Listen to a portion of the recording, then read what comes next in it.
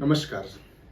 आज मैं आपको बताने वाला हूँ कि कान की मशीन यानी जो हेयरिंग ऐड हैं वो एक्चुअली क्या होते हैं और कितने प्रकार के होते हैं।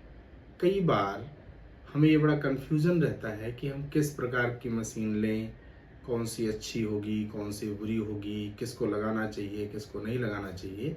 तो आज मैं इसमें आपको थोड़ी सी क्लैरिटी देता हूँ। देखिए, सबसे जो पहला और सबसे जिसको कहें ओल्ड मॉडल, जो प्राचीन हेयरिंग ऐड है वो ये है।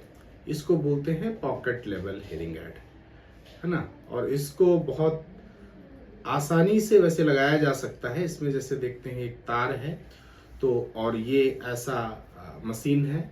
इस मशीन को पॉकेट लेवल इसलिए बोलते हैं क्योंकि इसको ऐसे पॉकेट में लगा लेते हैं और ये जो वायर के साथ इसका कनेक्शन है ये इसके कान में जाता है। उसके बाद हम क्या करते हैं कि इसको यहाँ पर ऐसे पहन लेते हैं, कान में लगा दिया जाता, तो इससे आवाज़ जो है सुनाई देती है। ये सबसे बेसिक हेयरिंग ऐड माना जाता है।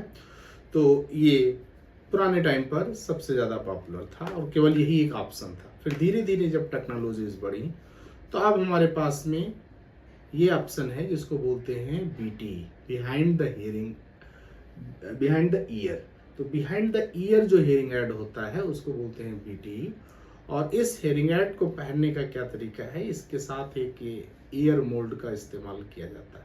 बेसिकली जो ईयर मोल्ड है ये नाप लेकर के कान का बनाया जाता है कस्टमाइज, जिससे कि ये ठीक से फिट हो जाए और इसकी आवाज़ जो है वो अच्छे से सुनाई दे। तो इस प्रकार से ये यहाँ से जुड़ जाता है हेयरिंग ऐड और इसको कान में इस तरीके से पहन लिया जाता है।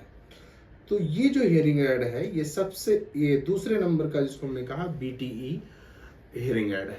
अब इसमें भी कई वैरायटीज आती हैं, कुछ सेमी डिजिटल हैं, कुछ डिजिटल हैं, कुछ डिजिटल में भी एडवांस हेयरिंग ऐड हैं। सो इट डिपेंड्स कि आपकी क्या रिक्वायरमेंट है, आपका क्या बजट है, आप कितना पैसा लगा सकते हैं, आपकी ज़रूरत क्या है, इस पर डिपेंड करता है। फिर इसके बाद जो तीसरे टाइप का हेयरिंग ऐड है वो ये है, इसको बोलते हैं RIC। RIC means receiver in the canal, यानी हेयरिंग ऐड के दो पार्ट हैं। जो एम्पलीफायर है वो यहाँ और जो रिसीवर है ये बाहर है। ये रिसीवर क्या करता है, ये पूरा कान में जो है वो अंदर चला जाता है इस प्रकार से। और ये हेयरिंग ऐड जो है वो इसका आधा हिस्सा जो है रिसीव ये ऊपर चला जाता है। तो ये कुछ इस प्रकार से होता है, इसको बोलते हैं receiver in the canal. Definitely किस व्यक्ति को, किस पेशेंट को क्या फिटेड होगा ये ऑडियोलॉजिस्ट डिसाइड करता है, लेकिन ये टाइप ऑफ हेयरिंग ऐड है उनके आधार पे आप देखेंगे कि अब ये जो बीटीई था, बीटीई से ये छोटा थोड़ा साइज हो जाता है और इसको बोलते हैं RIC। RIC के बाद जो है हम देखें तो फिर CIC आप में आते हैं, इसको बोलते हैं completely in the canal.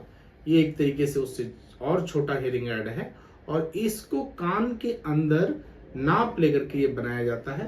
Her patient का अलग साइज का होता है तो उसका पहले नाप लेते हैं और फिर ये सेल डिजाइन होती है, उसके अंदर पूरी मशीन आ जाती है। तो इस प्रकार से ये सबसे छोटा हेयरिंग ऐड है। तो अभी तक आपने क्या देखा कि एक जो सबसे बड़ा हेयरिंग ऐड था that is the pocket level hearing add, उसके बाद हमारे बीटी पर बिहाइंड द ईयर, ये उससे छोटा है, फिर उससे छोटा है RIC और फिर उससे छोटा है CIC। तो इस प्रकार से क्या जरूरत है, क्या कितनी परेशानी है और किसको लगाना है, ये ऑडियोलॉजिस्ट के द्वारा डिसाइड होता है और उसके आधार पर इन हेयरिंग ऐड में से हम कोई भी हेयरिंग ऐड चूज कर सकते हैं। Thank you so much.